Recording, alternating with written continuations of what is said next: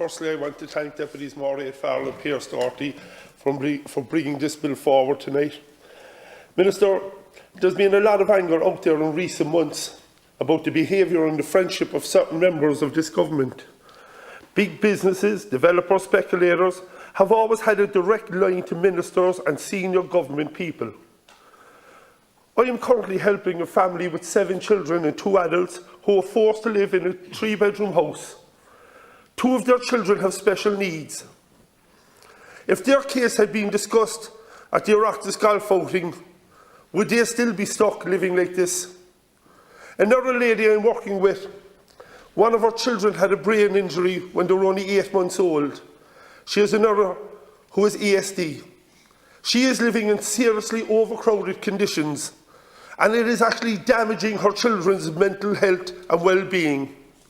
If she could have sent a text to the Taoiseach, maybe this time asking for a house instead of a confidential document, would it have been couriered over to her? There is a mother who has serious mental health issues that are being made worse by her living conditions.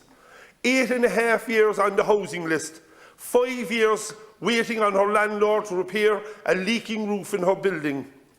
If only the Minister for Housing were to become a chief lobbyist for her, as the Junior Minister for Finance did with the banks. I understand the frustration that ordinary people have and our experience.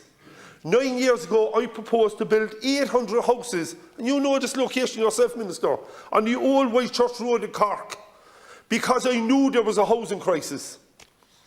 But unfortunately, I proposed this at a Cork City Council meeting and not at a fancy dinner party, so it fell on deaf ears. Parents are contacting me because their children are waiting for assessments of needs, they're waiting for services, but the vulture funds didn't wait. We need to put a stop to unfair lobbying and to the government cozying it up to big businesses and developers. This harms ordinary people, and they are the ones we should be listening to and acting for. Go to Margaret.